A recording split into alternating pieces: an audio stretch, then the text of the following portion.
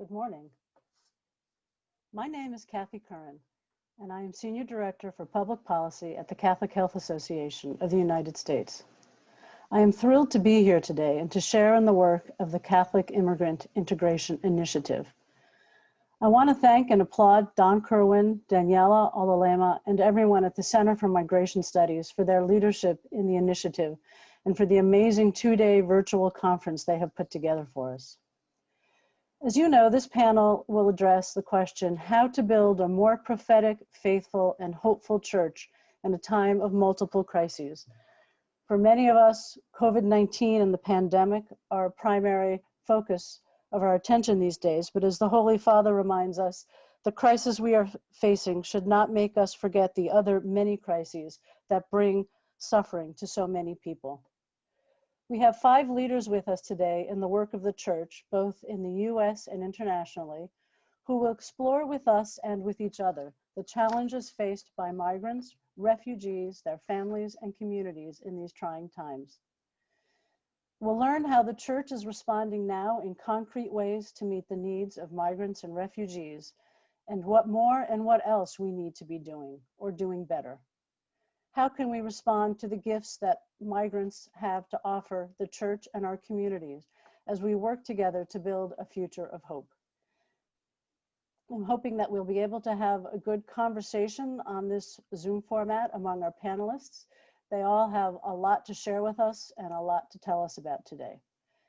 The panelists' biographies can be found online, and rather than read them to you, I'm going to ask each panelist to say a word or two about the work they do and give you some context on their perspectives during our conversation. I'll let you know about the Catholic Health Association. We represent 600 hospitals and 1,600 long-term care and other healthcare facilities in all 50 states. CHA serves the Catholic health ministry in many ways. My work focuses on public policy at the national level and includes issues relating to health equity. And our members throughout the country serve many populations, including immigrant and migrant populations, by providing them with health care and other services. His Eminence Cardinal Michael Czerny is Undersecretary for the Migrants and Refugees section of the Vatican Dicastery for Integral Human Development. We are so pleased you could be with us today, Your Eminence. For those who are not familiar with how the Vatican works, can you tell us about how the section on migrants and refugees supports the work of the Holy Father and the Church? I'm so glad to be with you. The Migrants and Refugees section has a very simple and clear mandate to help the Holy Father, and that is actually to help the bishops all over the world to accompany migrants, refugees, internally displaced, and victims of human trafficking. And as you can imagine, there's probably not a single diocese in the world that isn't affected, and each one is affected differently. So we accompany the bishops as best we can to help them to respond to this very challenging reality in their respective dioceses. Thank you, Your Eminence. Monsignor Robert Vittillo is the Secretary General of the International Catholic Migration Commission. He has served people through the Church at the diocesan, national, and international levels throughout his time. In addition to the Icmc, Monsignor Vittillo also serves as attaché for the permanent mission of the Holy See to the UN in Geneva. Can you tell us a bit about the work of the Icmc?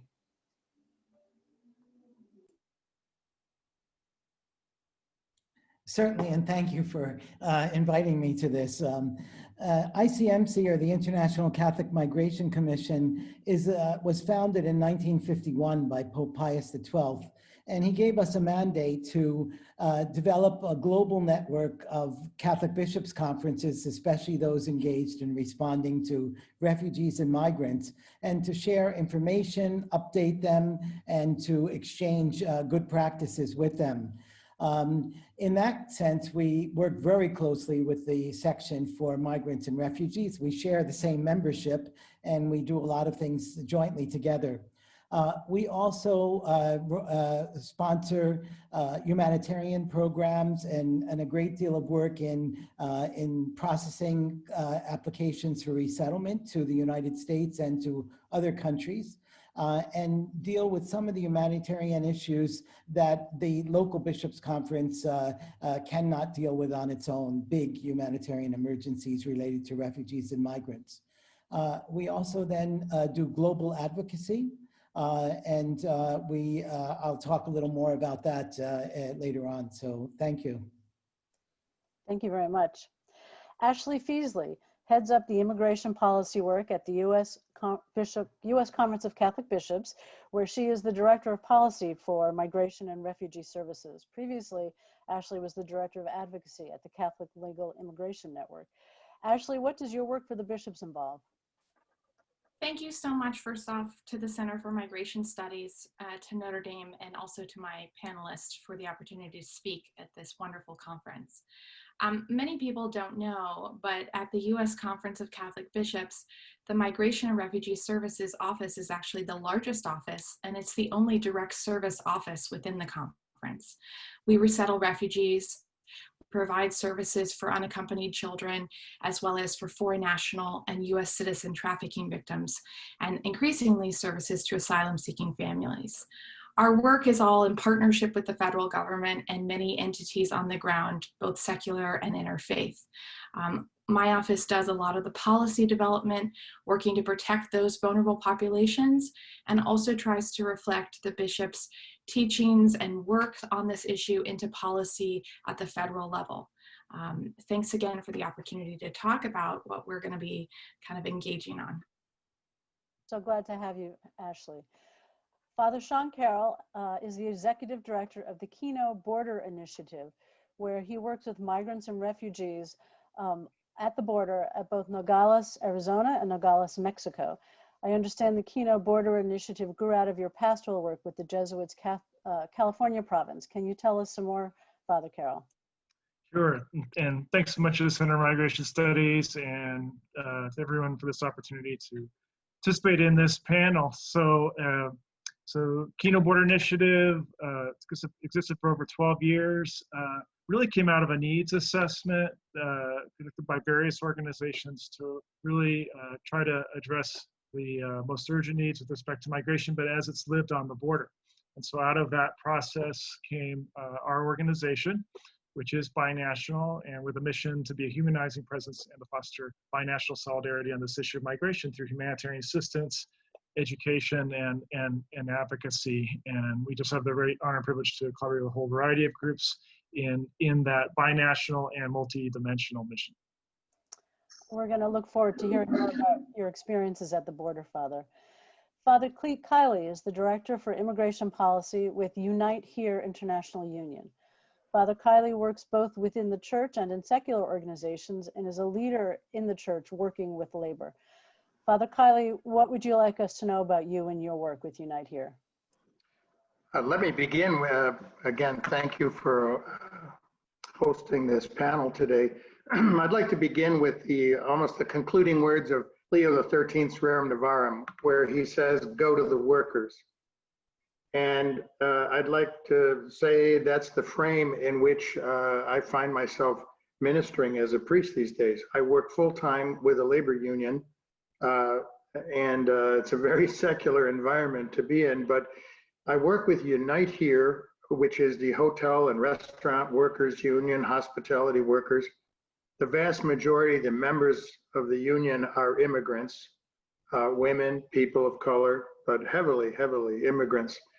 And the work we do in that would be, first of all, securing collective bargaining agreements, and the aspects of it that touch upon immigrants would be to protect their ability to use their language in the workplace. It would offer protections for no match letters and things like that. But also we partner with other organizations in promoting federal legislation that would protect immigrants and a pathway towards citizenship. And that last thing I'd like to mention, we do partner with Clinic and other organizations in doing citizenship tracks for immigrants. Those are probably three things I'd leave you with at the moment.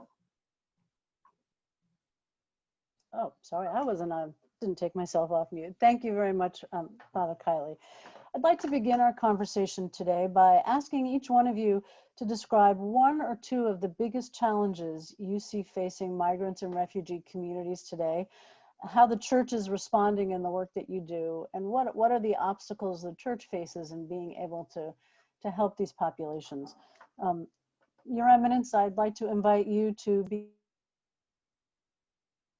Thank you. Well, I think maybe the biggest challenge all over the world is for. Oh dear, it looks like we've lost Cardinal Czerny. He was frozen for a little while, so I wasn't able to hear what he was saying. Let me turn, hopefully we'll be able to get him back. Let me turn to Father Bob Vittillo, Monsignor Bob Vittillo. Okay, I hope Cardinal Czerny will be found soon, otherwise to send out some good shepherds to find him. I see one, and maybe Cardinal Czerny would have said this also, but it really follows from the 106th World Day of Migrants and Refugees that we just observed yesterday, or on Sunday. And it really involves the theme that the Holy Father chose, which is internally displaced people. I think that, first of all, we have huge numbers of these people all over the world. They do not have access to the same kinds of international protection that refugees have because they have not crossed an international boundary, and therefore their home country is supposed to be protecting them, but often the home country is, or elements within that country are the ones that are persecuting them and causing their vulnerability. Just as one example, over the past 2 years, nearly 1 million internally displaced people are in Burkina Faso and West Africa. We hear very little about this tragic situation in the international media or even in humanitarian circles. And yet they've been displaced because of jihadist extremists and also overall religious persecution. So I think that's an area that needs a lot more attention and action from us. The other area would be the fact that more and more it's hard for people to have access to a country to claim asylum. When we have walls being built, when we have people being interdicted at sea so that they cannot even get to a country where they ask for asylum, this is a very serious tragedy in the world today. Ashley, I'd like to turn to you. Monsignor Vittillo has raised the issue of the difficulty of people finding asylum, and I know that's an issue that you work on. So can you talk to us a little bit about some of the key challenges that you see in the work and that the bishops are working on? Sure. So obviously us focusing on the US perspective, my remarks are focused on kind of what is involved here.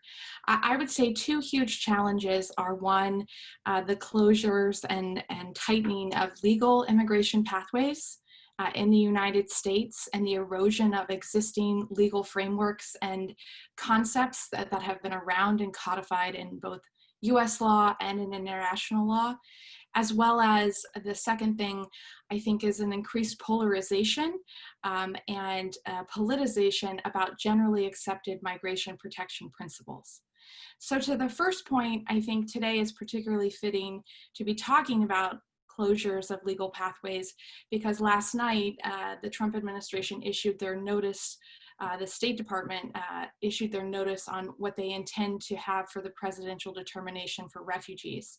15,000 is what has been proposed by the State Department. Now the president has not signed the presidential determination, and many of us didn't think that he was going to issue one at all this year. But I want to explain for those of you who think that, 15,000 refugees is not a crazy number. The historical and bipartisan average, starting with President Reagan, has been 95,000 refugees a year who have been admitted through a legal pathway. And this year, I think 15,000, that's the lowest number we've ever seen. So I think it's a very key example of the closures of legal avenues and also protections that have been existed and frankly have eroded in recent years.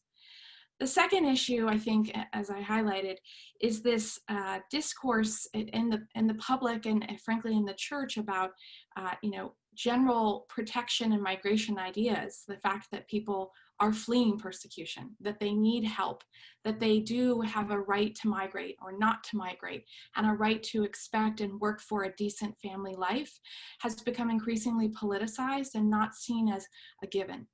And those are two challenges that we are constantly dealing with. They're very difficult, I think, and very much layered around the politics of the issue, around, church teaching, but also, I think, increasingly in the American sphere around, COVID has an element too. So these are things that we constantly are facing, and I think will continue to be challenges as we try to submit forward a protection and human-centered view for migration policies going forward in the United States. Thank you, Ashley. Father Carroll, you see daily and work daily with the people who are seeking a new life, who are trying to cross borders to better their own situation and their family situation, but then run into some of these policies that Ashley has talked about. Can you share with us from your experience, what are some of the major challenges you're facing? Sure. So I would really highlight what Monsignor Vittillo and Ashley Feasley said, just particularly in the U.S.-Mexico context, the Migrant Protection Protocols policy, which has sent migrants from different countries back to Mexico to wait for their court date, and so that they can access the asylum process. But they don't have that access right now, and court dates have been postponed. It's not clear when dates will be set for their hearings to take place. So it leaves people in really great danger and great risk. So one thing we've noted here on the border is that in August, just a couple months ago, we had 28 migrants in the survey we asked them to fill out say that they were victims of organized crime of some type of assault or some, which was twice the total from January to July. So so I think it really indicates that the risk that migrants face, and at the same time, something that maybe not everyone would think of, but yet is very much a reality, is children's access to education. So families have fled for their lives, they're on the border, and they're wondering, well, how do I provide education for my children? And especially if they're from a country outside of Mexico, there isn't an easy or ready way to really access the public education school system. And so what happens to these children? What happens to their, in terms of their education and their well-being? And then just the final thing I would highlight is just access to legal resources and legal information. And I would say this is really true all along the border, that not only the risk that migrants face, but also how do I get good information? How do I so that I can make the best decision I can for my family in terms of what to do in the face of very challenging and very difficult circumstances. Thank you for sharing that with us. Father Kylie, tell us more about your work with with workers, first responders. Are many of your members of your union, or excuse me, essential workers, are many among the members of your union, and what are some of the big challenges that you are seeing today? Well, first of all, immigrants, there are millions of immigrants particularly in a number of fields. I mentioned hospitality, which is the area I work in primarily, but also think about meatpacking, nursing, agriculture, other service professions, from nannies to childcare to construction workers. I mean, you could just, there's a broad gamut, and many immigrant workers have authorizations to work. Some are under TPS or came as refugees and have work permits. Others do not have that kind of status, but are working and are contributing. The real challenges we're facing right now is, I'll just give you a couple quick examples. COVID has just broken the whole question of immigrant workers and their plight open. So the population probably least likely to be able to work virtually are immigrant workers. To quarantine, least likely, probably going to be immigrant workers. They're in families with extended generations, living together in close quarters. You have, in the hospitality industry, 95% of our membership right now is out of work. Again, that is heavily an immigrant population. Many of those folks are not able and not eligible to qualify for federal assistance. And so unions and other organizations, the church, have had to step in to help provide food security, rent security for folks. One of the interesting things that happened in some places where people were getting some federal assistance, we heard this from a number of immigrant workers, because of the $600 supplement that people were getting from the federal government, they were actually making more money unemployed than they would normally in their day-to-day job, which tells you something about the kind of work they're doing. The last thing I want to mention, I mentioned meat packers, nurses. Immigrants are in the front lines of keeping our economy going. Go to a grocery store. Who's stocking the shelves? You're going to see immigrants. They are put in the front line. They're in danger. And the biggest issue right now is not only the recall to work, but to go to a safe workplace.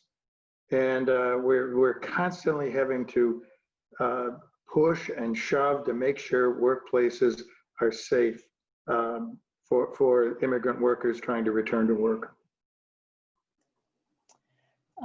Thank you all. You've laid out some really daunting challenges that are facing migrants and immigrants in the country today, and also internationally.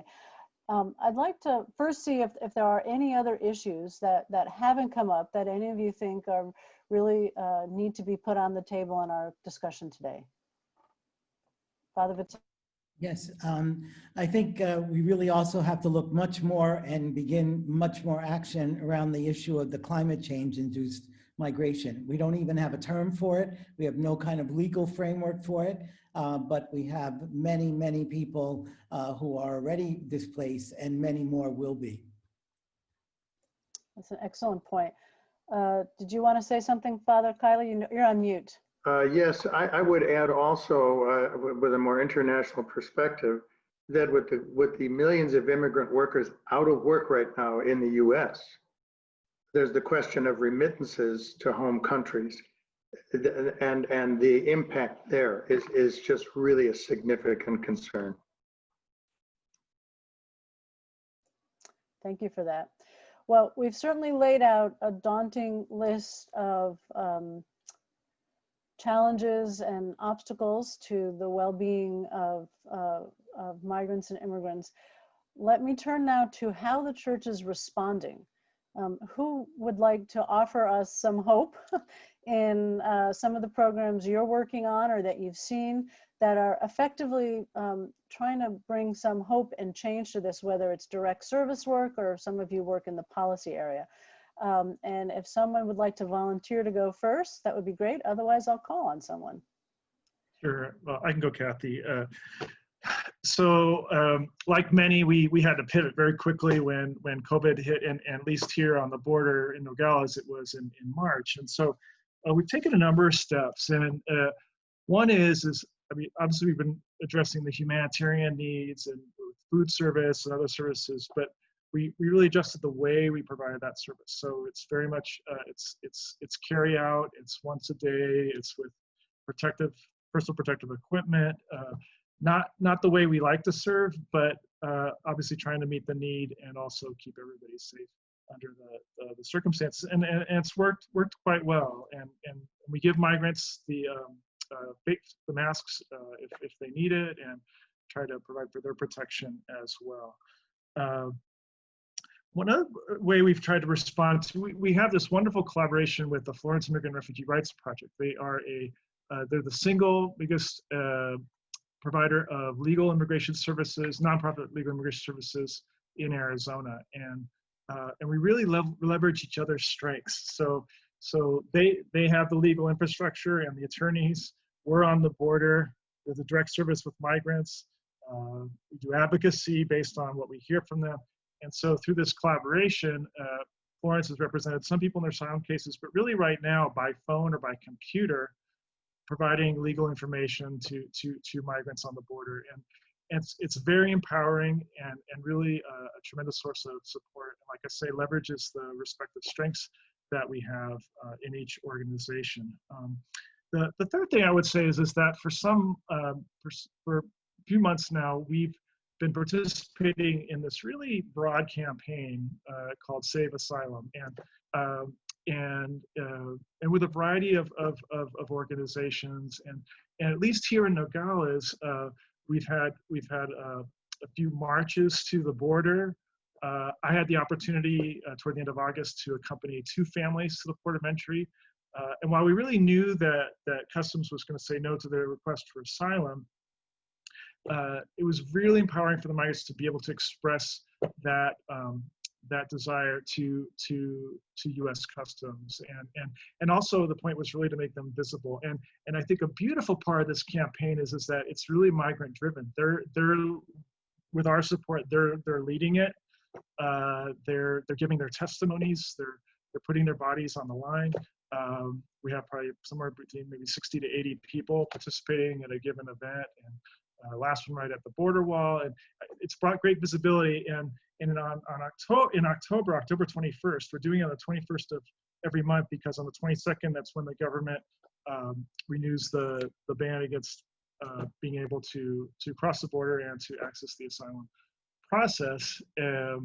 We're hoping that we have an action that's really border wide, and some of that's going to involve church organizations, and we want to kind of do a coordinated effort at the same time to raise the visibility of the migrants that we're serving, really empower them to raise their own visibility, so that we change these policies that are putting people at great risk and really don't respect their human dignity. And just lastly, I would mention that with a couple of Catholic consultants, we've been putting in place what we're calling the Livelihood Project, which is not just helping migrants find work in Nogales, Sonora, but also helping them get their documents, providing accompaniment, and hopefully down the line training as well if they need it for their respective jobs. And so we're very excited about that program in particular, because for those who want to establish their life in Nogales, Sonora, it really helps them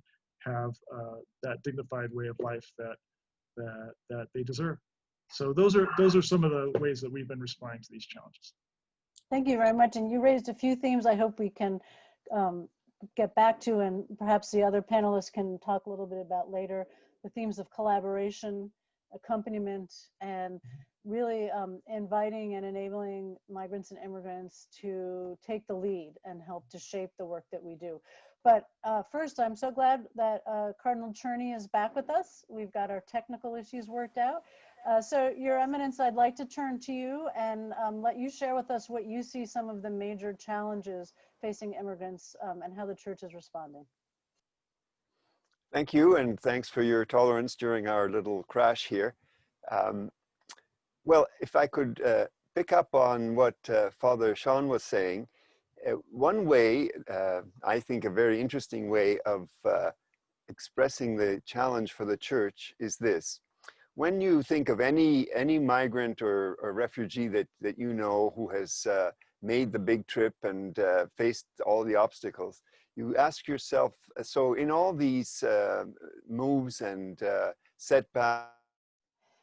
Oh dear. It appears that His Eminence is frozen again.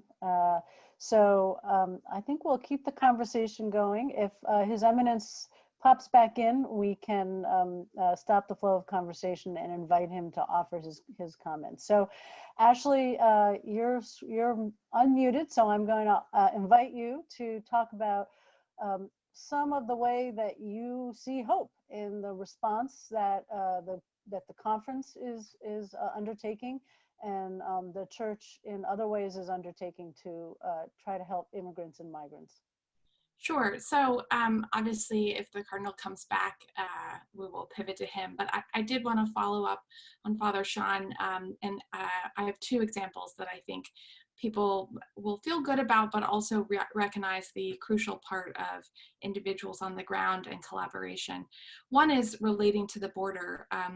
You know, I think it goes without saying that the presence of Catholic organizations on the border is really noteworthy. We have worked really hard, frankly, to convince and remind Washington decision makers of that presence, of the fact that Catholic entities on the US and the Mexico side have been serving individuals, restoring human dignity for years, and will be long after you know, whatever administration is there. And I think that the contributions are really manifest. When the bishops were asked by the Trump administration to assist with reunifying families that were required to be reunified during the family separation crisis, we worked with the local service providers at the border and were able to reunify 1,100 family units. We were privileged to be working with our Lutheran partners at the Lutheran and Immigration Refugee Services. Of the 1,100 family units that were reunified, Catholic service entities reunified 900 of those in a span of basically 5 weeks. They did it without, you know, much fanfare. Many people aren't even aware of the effort that was undertaken, but they were there on the ground providing the services that they always have and really picking up the pieces of what was a humanitarian disaster. You know, I think another example that we consider a success is the point of making Washington and policy, you know, decision makers understand the value of the social service providers at the border. During the border flow and surge in 2019, routinely, the Department of Homeland Security offices, Customs and Border Protection, and ICE, Immigration and Customs Enforcement, would drop off individuals to Catholic service entities and expect them to provide humanitarian assistance. I think those of us who were pleased to see these individuals not be detained in an ICE detention facility or a Border Patrol holding cell, initially, you know, reached out and thought this was wonderful. But increasingly, it became a way for the Department of Homeland Security to avoid financial responsibility for a group of people that in some cases they just dropped off at a bus station. Through the collaboration of groups like Father Sean at Kino Border, Catholic Charities Rio Grande Valley, Casa Alitas in Arizona, Annunciation House and Hope Border, we were able to move forward and make sure that service providers were able to be eligible for reimbursement for the funding for the services they had provided through the Appropriations Act, the first time it had ever happened. And importantly enough, that funding didn't come through ICE, which was a big, important policy development because we didn't want to increase the funding that ICE has been getting. So I think the continuing ongoing work at the border is a source of real light. The other piece, example I'd like to highlight is the work that we've experienced earlier in the year as it relates to refugee resettlement. Last year, the Trump administration issued an executive order that required states to consent to having refugees in their state. So that meant 50 different state level initiatives. It was a lot of work, but I have to say, before litigation began and our work getting the consent stopped, we had received, of the 48 states that actually resettle refugees, we had received 43 states' answers.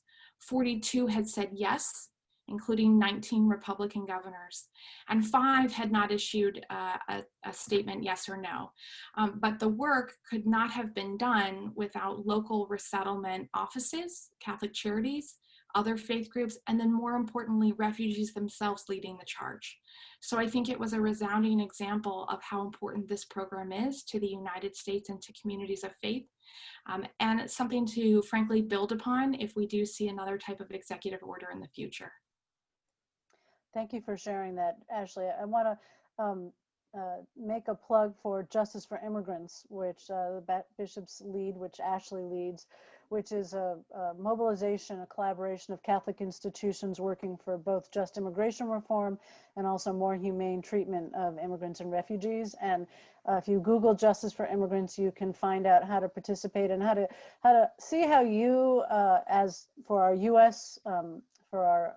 watchers, how you can contribute by communicating with Congress, by learning more about issues, because as Ashley says, this is going to continue to go on and we need to continue to weigh in on policy and make sure that we're going in the right direction. Your Eminence, you're back. We're very pleased to see you, and we'll let you continue with your remarks. Thank you. So what I was saying, we're asking you to imagine some people who are fleeing and to ask yourself how many churches they pass through on their way. And as soon as you ask the question, you realize that the answer is, well, they only passed through one church, but in fact, they passed through any number of dioceses. And so that... I don't think this is His Eminence's day. So we will keep working on this problem and ask you all to bear with us and ask the panelists to bear with us.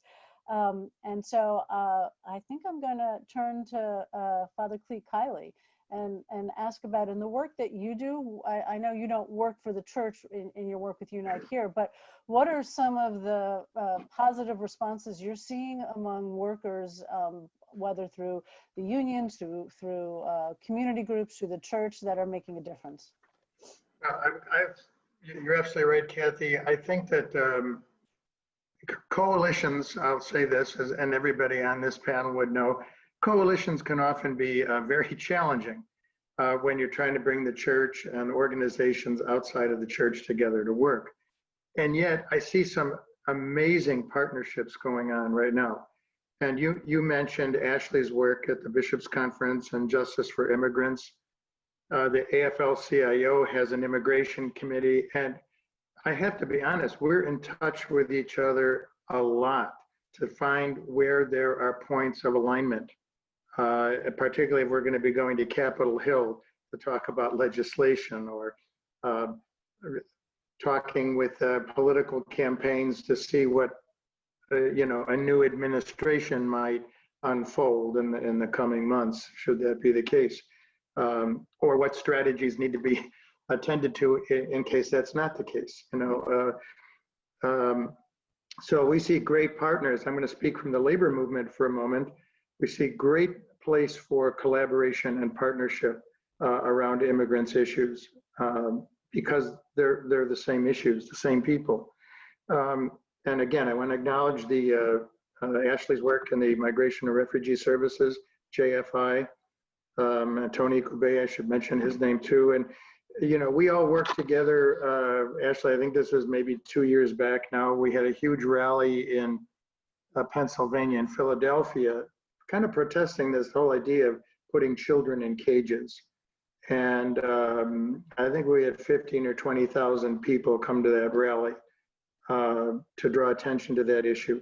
Another area where we do a lot of work, and I'm going to add Clinic in this. Clinic is a terrific partner for our union in particular, and our president of our union is also a board member of Clinic, and that sort of cements that relationship. Clinic has been a great partner. Can I interrupt you? Can you explain to people what Clinic is? Yeah, the Catholic Legal Immigration Network, which is a network of immigration attorneys all across the country. And we've had emergency situations arise where we or other labor unions might not have great density, and therefore maybe not a legal program in place. And Clinic has just stepped up every time to connect families in difficulty with an attorney, an immigration attorney. This is a great collaboration.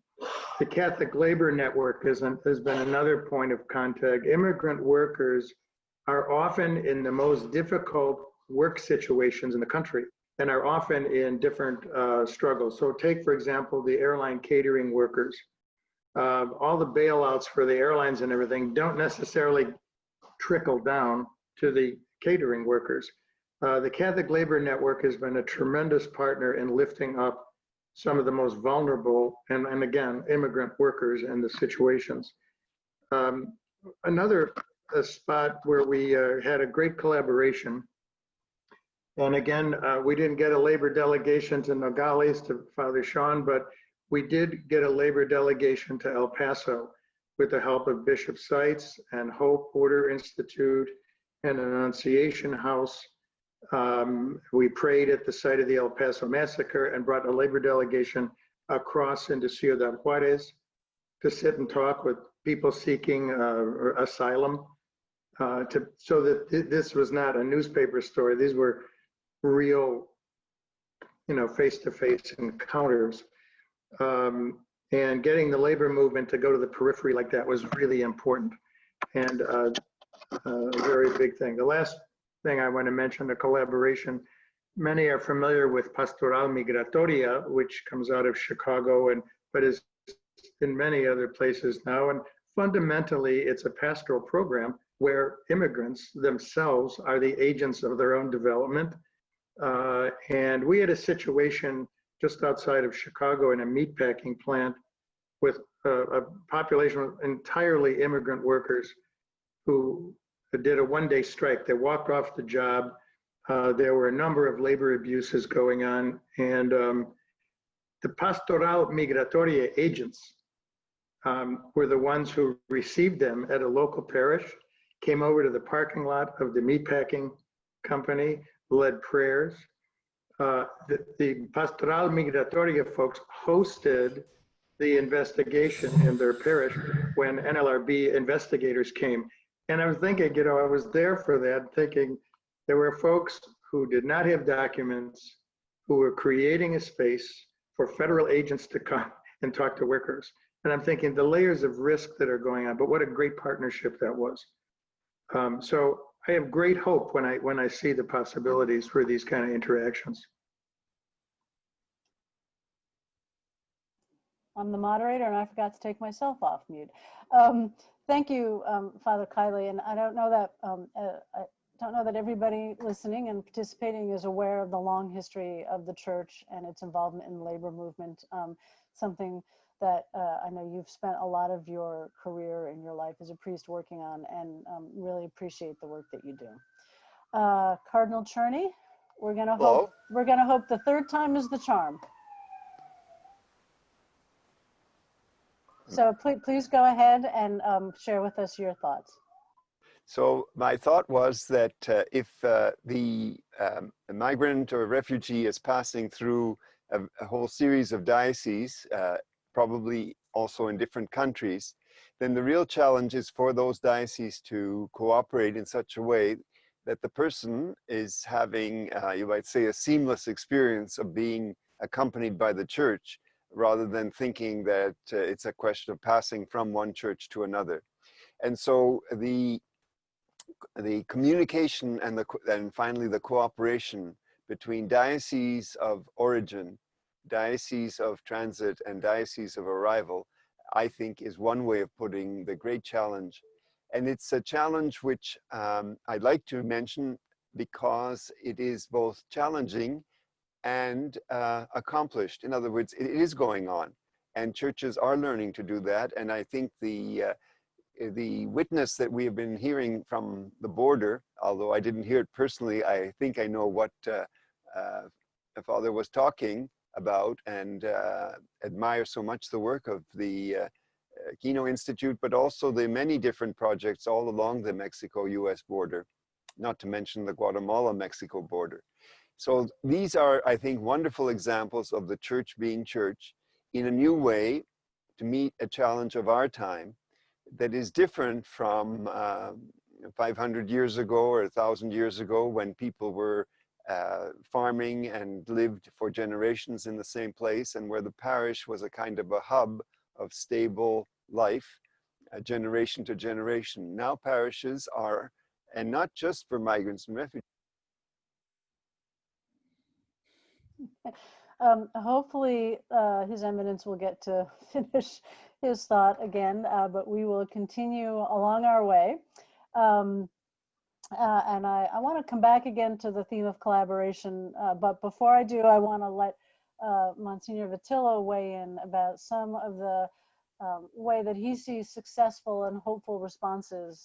Thank you, Kathy. And I think just as everyone has said, COVID certainly presented unexpected challenges to all of us. And we, in working in some of the humanitarian responses, had to completely readjust. We were used to visiting with people. We were used to having them come in for interviews and for processing of resettlement claims and things like that. And then suddenly there was a lockdown in most of the countries where we were working, and we had to switch to virtual communications. And it's been amazing how much has happened. We actually deploy legal experts and social experts to work within UNHCR and even in the Greek government in terms of processing people's claims in those countries and in about 40 countries of the world. And we were able to continue virtually with much of what we needed to do. But then we faced the challenges of, in our Jordan program, we have a large cash assistance program. And when lockdown came, our people couldn't get out to bring the money to the people to be able to buy food for themselves. On the other hand, we were able in our health programs along the border of Pakistan and Afghanistan to keep those health clinics open. We quickly provided the personal protective equipment for our staff. We helped them reorganize the way the clinics were organized so that they could decrease any risk for the beneficiaries to become infected in the sites. And we were really quite successful in that. A really creative project was in Malaysia, where we work with the victims of sexual and gender-based violence. And there, again, we switched to virtual support and counseling for the people who were in lockdown. But we also started doing some virtual training of peace building in the home. Because we knew that the closed space, the tension, the not being able to leave could really put some of the women and the children more at risk. And so we were able to help them deal with those issues in a virtual manner. Thank you very much. Oh, Cardinal's back. I think they've unmuted you, so we will ever faithful, we will keep trying with hope. Thank you for your patience. We're learning new things about the system here with each time the signal falls. But I really finished my thought because what I wanted to say was the challenge of the church, different dioceses, different parishes cooperating and being part of a route, of a migratory path or a refugee path, which is not the way we as, let's say, church institutionally organized ourselves, but that's the way people are living their faith life, or we are able to accompany them with works of charity and justice along the way. And therefore, to go back, I think, to the very title of this session, we're becoming a church more capable of accompanying people on the move. So that was my main first thought. Thank you, Your Eminence. And while we have you, I want to ask you a couple questions in case we lose you again. Monsignor Vittillo reminded us of the important issue of climate change and its effect on migrant populations and the poor throughout the world. And I know climate change is an issue that's important to you. Would you like to offer a few thoughts about that? What I'd like to say is that what you've said is so obviously true that it practically doesn't need further discussion. On the other hand, if you pause and ask yourself, what does this really mean? And what is the evidence? And what are the what would be the analysis? And then what are the ways of responding? It's not as clear as it might at first seem. And so we're in fact dedicating a year to studying the question of forced displacement and the climate crisis.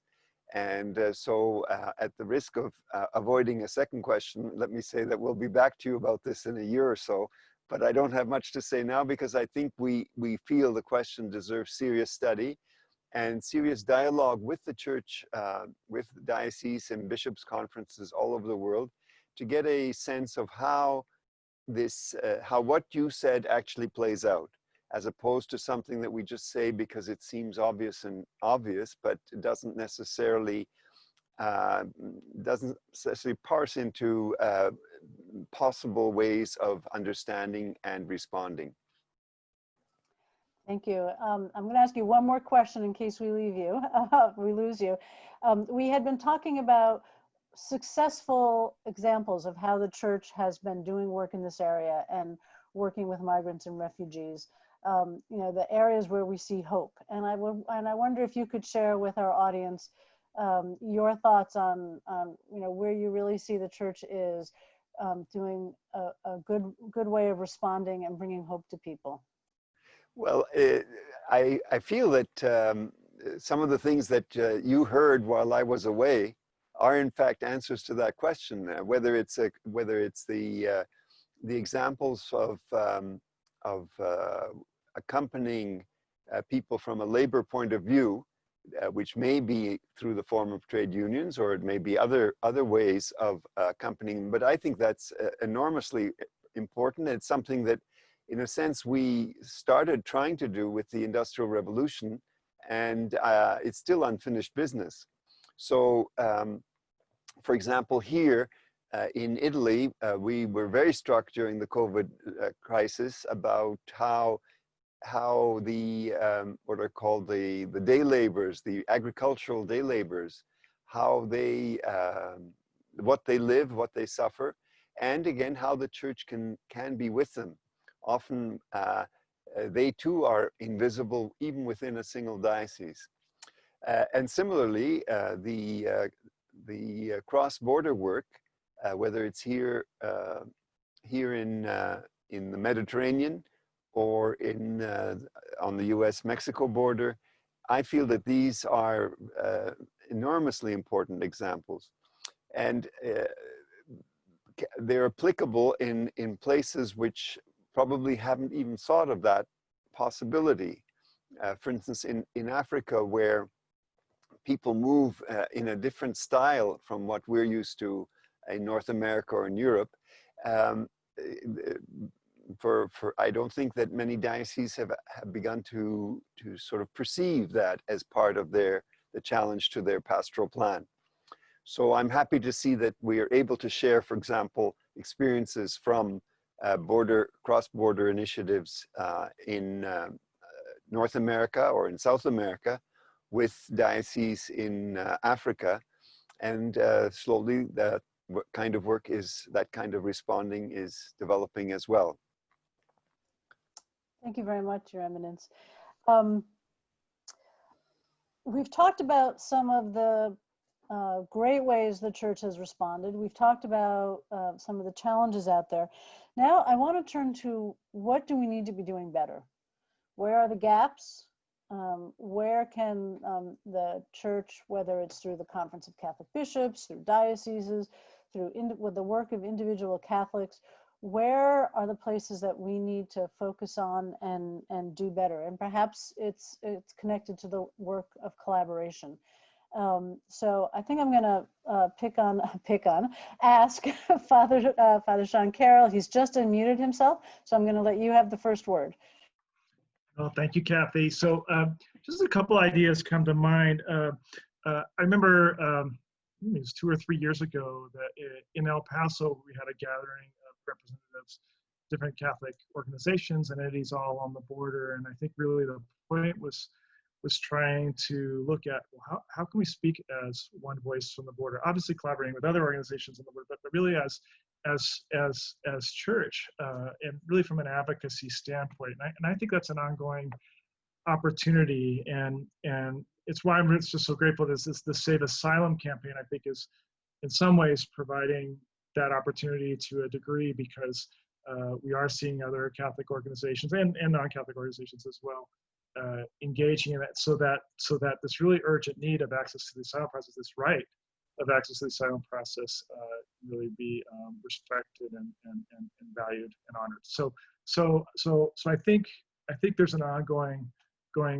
opportunity there, and not just advocacy in the U.S. context, but I'd say advocacy in the Mexican context too, and because Mexico they are receiving people under MPP. I mean, for example, they're receiving Cubans under the Title 42 provision, which U.S. is sending people to Mexico because of what they see as a public health crisis. Although we believe that they can respect people's right to access to the process while protecting public health.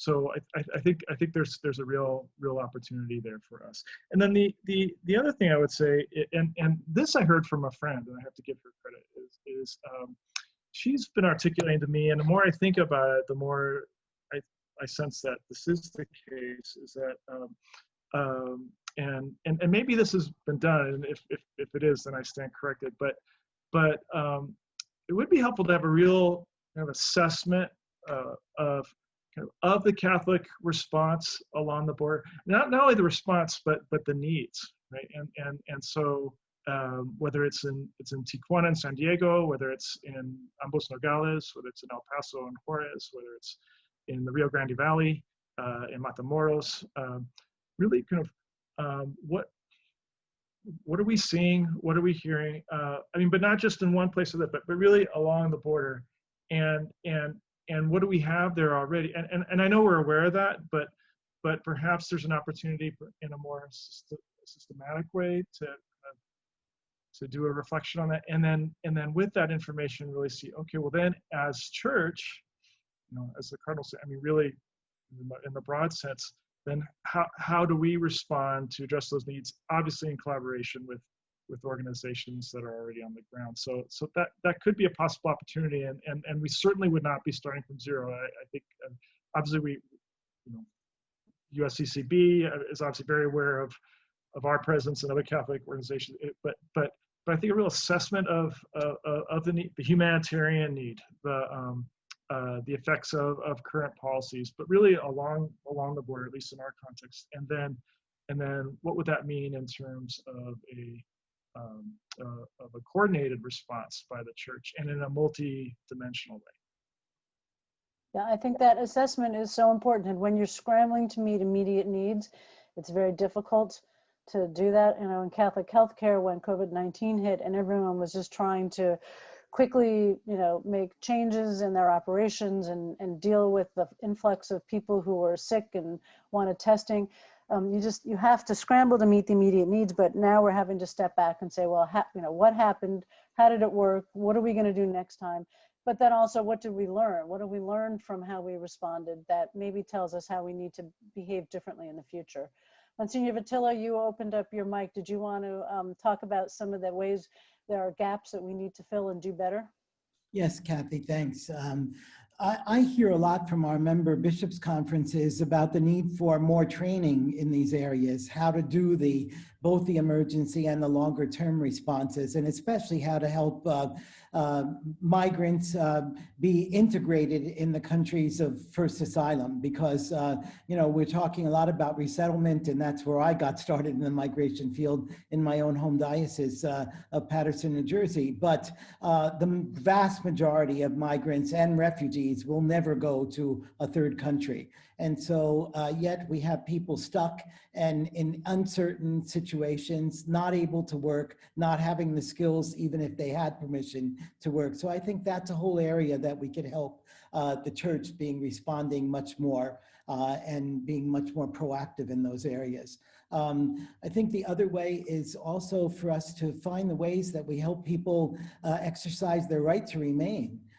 This really is an integral human development situation. There are many people who don't want to leave their home countries, never wanted to, but they were forced to do it, either because they were refugees or because they couldn't find the means to be able to feed their families. So if we help them to do this, to help them develop in their countries, then there's less of this forced migration. We just did a study with the Center for Migration Studies affiliate in Manila on sustainable agriculture as a means to help young Filipinos stay at home. And when we were able to show through that study that providing them with more modern means of agriculture, helping them professionalize their work, meant that they really wanted to stay home and not having to go to another country.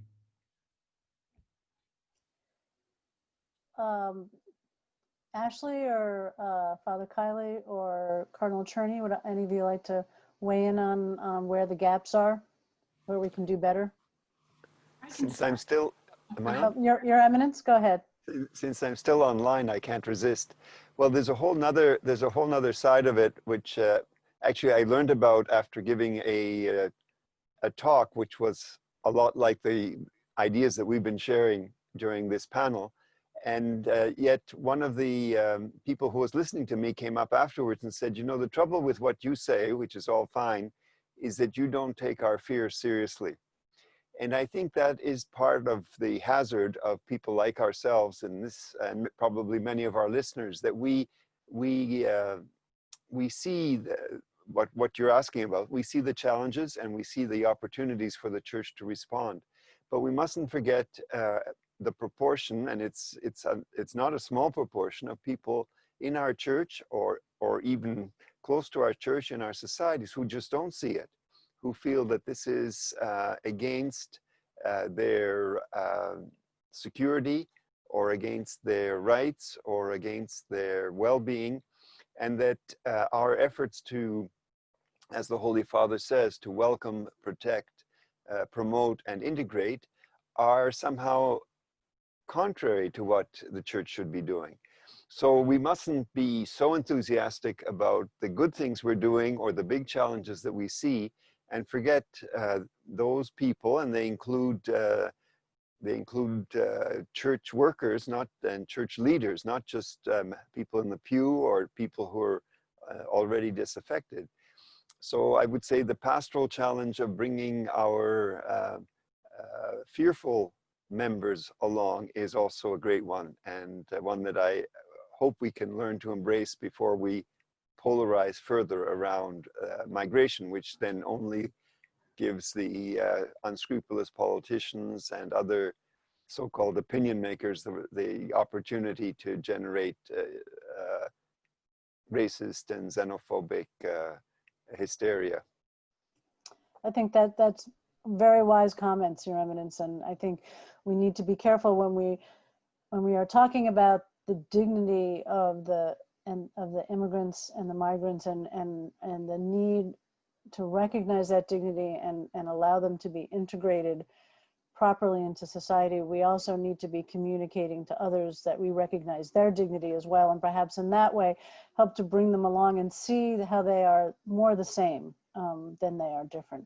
Ashley, did you want to weigh in? So I think kind of to dovetail with Cardinal's point, you know, something I think that we in our advocacy sometimes fall short on or need to improve on is actually communicating what's being done and the human encounter and the power of actual accompaniment. You know, Pope Francis has his framework of welcome, protect, promote, and integrate. And it's so vital that we make sure that people know that this is happening every day on the ground in every Catholic community around the globe. And it isn't really so much about, you know, the politics, but it's about serving the human person and integrating them into a community, whether it be the church community or the local community, in a seamless and frankly open way. I will just say in my own experiences, going into congressional offices where I know that there is not an appreciation for where the church is on this issue, starting from demonstrating the work on the ground and the, you know, also always helpful to have immigrants and refugees themselves come and speak and use their voice as to what, you know, the programming has done for them and how they're able to contribute, is the #1 way that we counter, frankly, some of the hardening of hearts and keep the message of what the true church teaching on this is. Absolutely. Letting people tell their stories is the best way to help other folks understand what they're going through and open up their hearts to want to help them. Ashley, while I have you, I'm going to turn to a couple of the questions that have come in, and I want to remind people to please submit questions that you would like to have the panelists address as a whole or for individual folks. And we've had a question about what plans the conference might have in the future to do additional statements or additional work around immigration. Now, I know, having worked at the Bishops' Conference myself, that getting a statement out of the conference is no easy task. But I just thought I'd use that as an opportunity to ask you to share some of the, more about some of the work of the conference on immigration and any new initiatives or efforts that might be coming up. Sure. So I think many of you know in 2003, the Mexican and US bishops did a pastoral letter together, Strangers No Longer. I believe Archbishop Wensky was very involved. And of course, Kevin Appleby did quite a bit of work. And I believe that Don also was involved. And it's a very important document for the work that we do. Obviously, things have changed. Some of the themes continue to be the same, and they are reflected in our Catholic social teaching. The right to migrate, the right not to migrate, remain constant and in tension. I'm hopeful that we can look to talk about what is next. I think Pope Francis and the Dicastery have given such a robust framework for us to work from.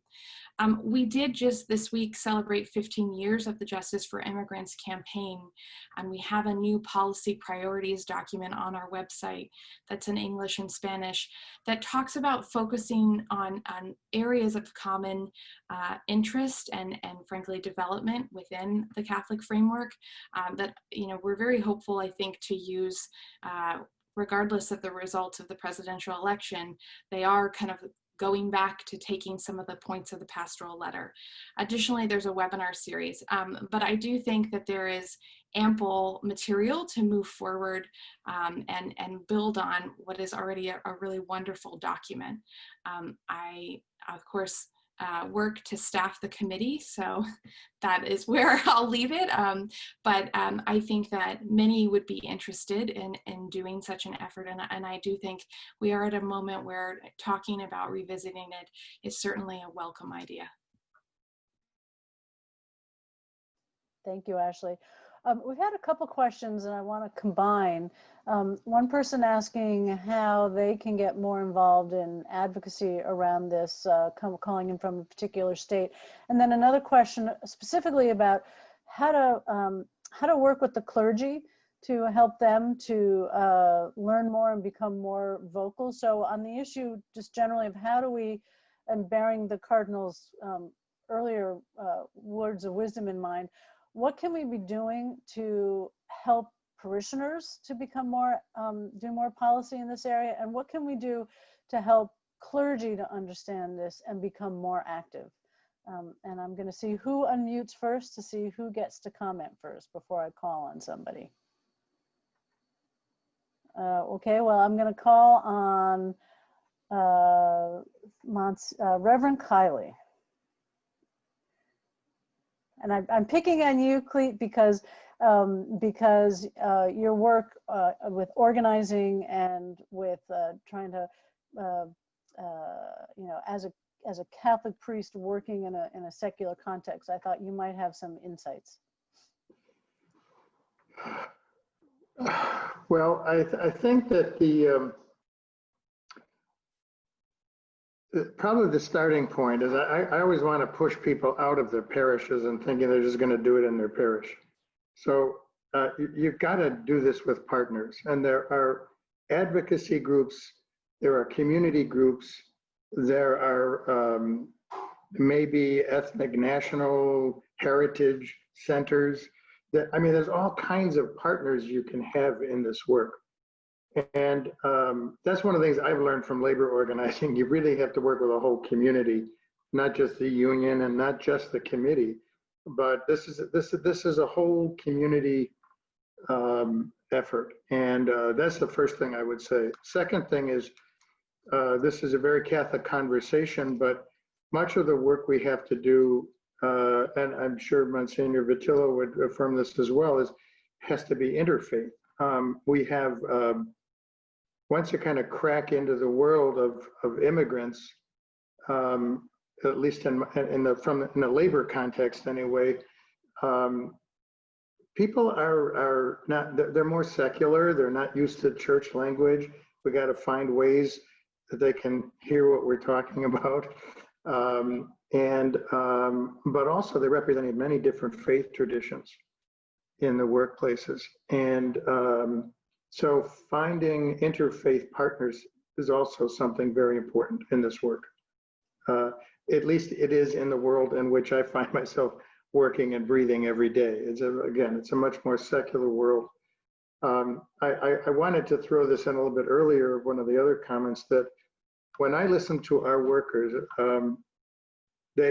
people come up and say, "Oh, I love the Pope. I love the Pope." And when I hear people say, "Oh, we don't understand Pope Francis," well, it's interesting because hotel workers understand Pope Francis, and nannies understand Pope Francis, and day laborers understand Pope Francis. It's kind of crazy, and I think that he speaks in a language people understand, and that's what I mean. And then sitting in a outside of a church conversation, interacting with others, you got to kind of find how people are framing things, how they talk about things, and I like what the Cardinal was saying about, and the labor movement has had to do this, just around getting everybody at the table around immigration reform was not an easy task. There were some unions that felt that their jobs were being threatened, and others were filled with immigrants. And it's like, all right, how do you start talking to each other? And so that the labor movement finally was able to come forward, including all the building trades, with a plan for comprehensive immigration reform, with a pathway to citizenship, and guaranteeing workers, immigrant workers, no matter what their status, that they would have labor rights. We have guest workers coming into the country, and we're trying to fight to make sure they're not in a union, but they should have labor rights when they get here, and that kind of thing. So I guess my push, Kathy, would say, if we're talking about pastoral response and starting in our parishes or whatever, keep thinking larger. I love when Pope Francis says, go to the margins, and labor unions have to go to the margins every day. And that makes so much sense. And I would say every parish needs to keep going to the margins too. And people don't speak the way we speak in a church meeting. So maybe be quiet for a little bit and listen to how people are framing their journey or their narrative. And we have a great treasure to be able to share with them. But we got to figure out how people speak and how they can hear it. Thank you. Your Eminence, did you want to weigh in? Yeah, I can't resist saying that it seems to me it's the same people that Father Kiley was identifying who love the Pope. I think they're the same ones who love Jesus. He wasn't so popular with the better off. He was popular with the equivalent of farm workers and hotel workers. So I think that's probably a good sign and solid ground on which to be. But what I would say when we ask how can we get other parishioners, friends, parish priests, school teachers involved, maybe a kind of little slogan would be, don't tell them, invite them. In other words, when we're telling people to be open, I don't think that that's very persuasive. Whereas to say, look, I'm going to go do this, I'm going to this event, I'm going to this depot for supplies, I'm going to be meeting some people from the from a refugee center, and invite the person along. There's a good chance they'll come. They won't feel they're on the spot because you're there to kind of take the lead.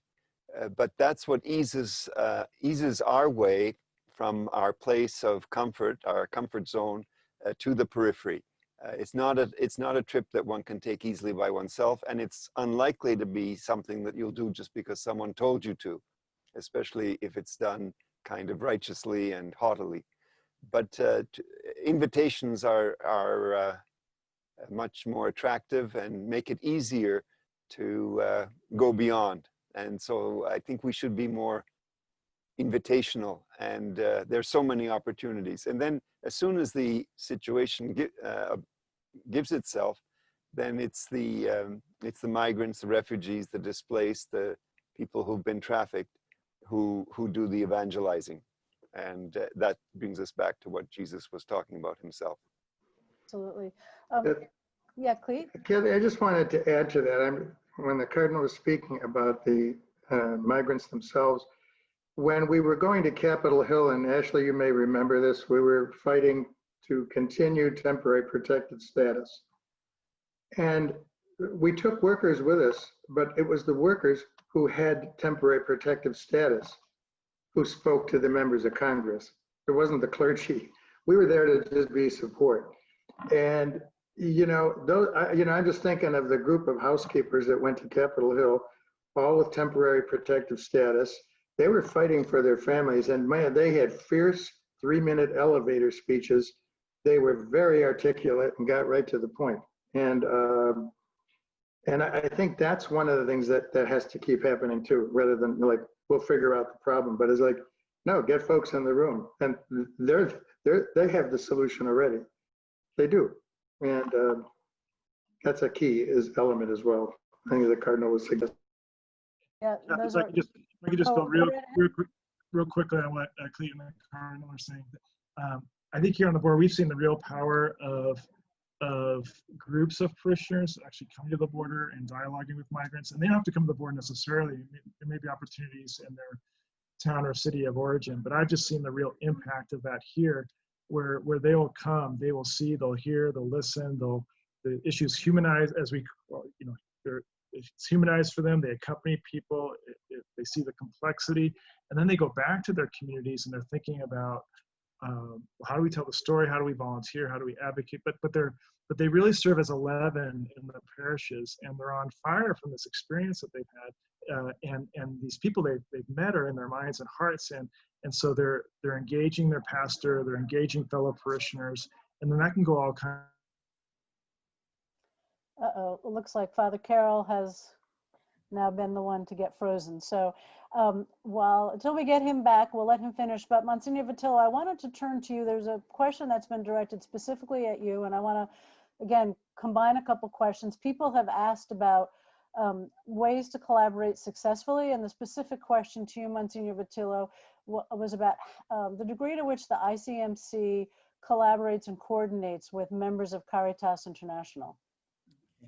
Thank you. Well, one thing is that ICMC is the convener of civil society for the advocacy around the implementation of the Global Compact on Migration. So we have about 2,000 different civil society organizations that we work with. We try to help them, and they have a wide variety of concerns, beliefs, and pet peeves. And we try to help them develop one single voice, because when you have 2,000 voices, the decision makers aren't listening to anyone. And I think we've had a lot of success in that area. We've been asked now for the last 10 years to continue this this work that we do. On the other hand, I think it's important for us then to be bridge builders back to the church community. So I agree with Clete, my good friend, that we need to reach out and go out, but also then I think we have to work hard in helping our church leaders and our church people understand what we're advocating for. And a lot of times that means interpretation. We have to cross languages. I've been working with the Economy Task Force and the Vatican's COVID Commission, and it's filled with people who are economists and sociologists far beyond my area of expertise, and yet we've developed some great information. We've looked at a lot of good data and that we've shared with the Vatican. But then I brought up the question, how do we get the bishops to understand this and know that this is part of their pastoral responsibility as well? So I think we have to do both. And then to answer specifically the question about how ICMC collaborates with Caritas Internationalis. First of all, there are a number of Caritas organizations that are our members because their bishops' conference delegates to them the migration area. So we work very closely with them. but also there are a number of Caritas members that are, and Caritas Internationalis itself, they're involved in this global advocacy that we do around migration and around refugees for both of the global compacts. So we're very much involved with them. In fact, I'll be in Rome next week, and already I'm going to speak with the Secretary General there at Caritas Internationalis about how we could do more through our regional structures to work together. We just had a great regional meeting before we all got locked down in December of last year for Asia, Oceania, and we jointly organized that with Caritas Asia, and we therefore had a much wider reach than we would have had if we only did it with the bishops' conferences, which are our members.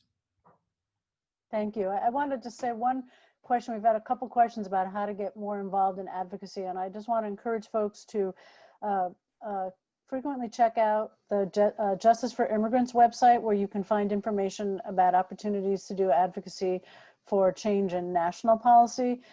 State Catholic conferences have websites who can also have that information, or may be able to provide you with information about what kind of advocacy efforts there might be within your state to weigh in on policy change on behalf of immigrants. Kathy, could I just say Yes. one thing on that? Don't forget the global advocacy as well, and especially the kinds of work that we could do at the United Nations and through our governments at the United Nations.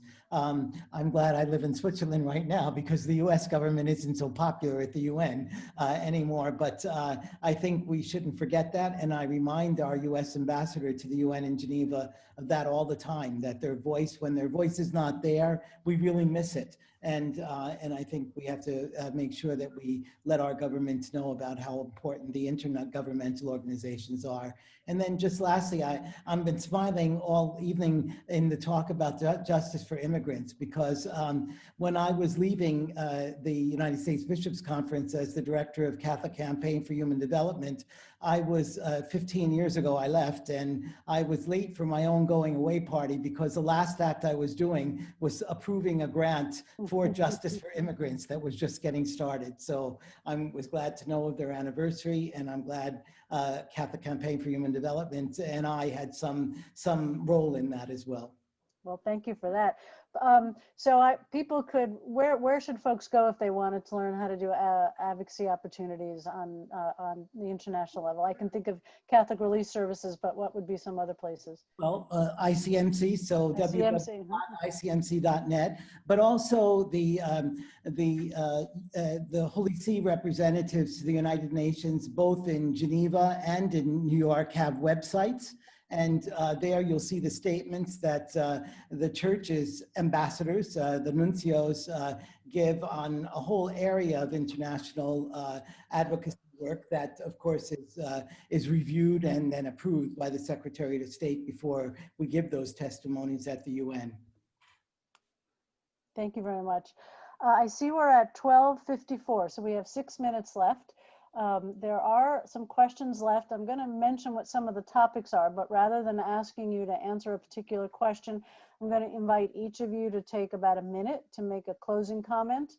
You can refer to one of the topics that I'll mention, or just share with us what is your call to action, or what do you see as an opportunity for hope? So one question came in about how to address the abuse at the border that is happening, that Father Carroll recommended. How can suburban parishes partner with Catholic refugee centers and offices to help immigrants and refugees feel more welcome? I think those were the two main topics we didn't get to. But with those in mind, and you don't need to necessarily address one of those topics, but from all we've heard today, what is giving you hope, or what is a call to action you want to leave for the people? And I'll call on Your Eminence first, if you don't mind.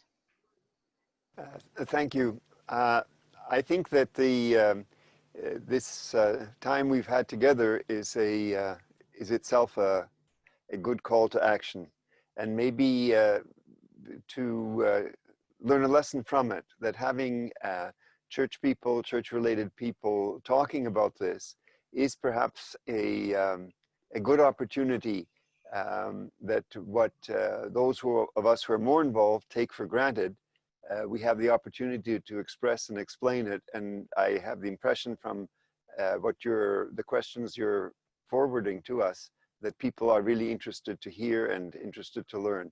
So I would say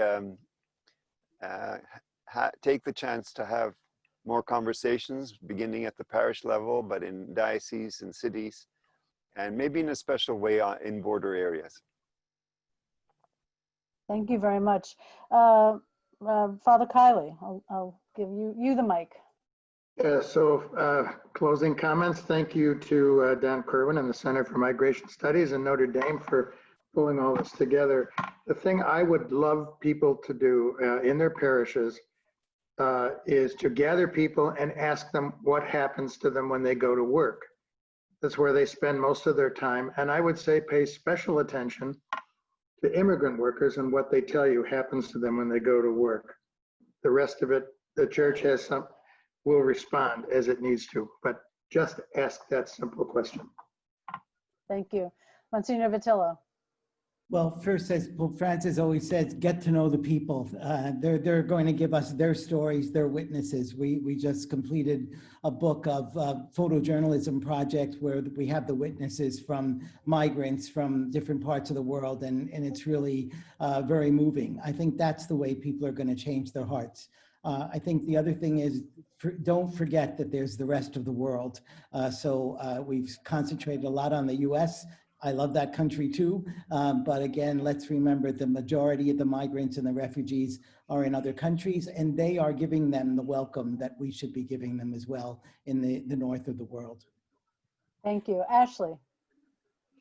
So first I would just say, use your voice and act. And act doesn't have to be doing legislative advocacy. It can be welcoming individuals and helping unaccompanied children go to school. It can be raising funds for a citizenship application. It can be helping with translation or family integration. Those are all actions that are going to advance things. You know, I want to just close with an example. Last week I was on a Zoom with a group from Arizona of concerned Catholics, and they were able to get Senator Sinema's staff on a Zoom call and get the staffer to commit to asking all of these questions about unaccompanied children. They were beautifully organized. They had former unaccompanied children in their midst who led the meeting.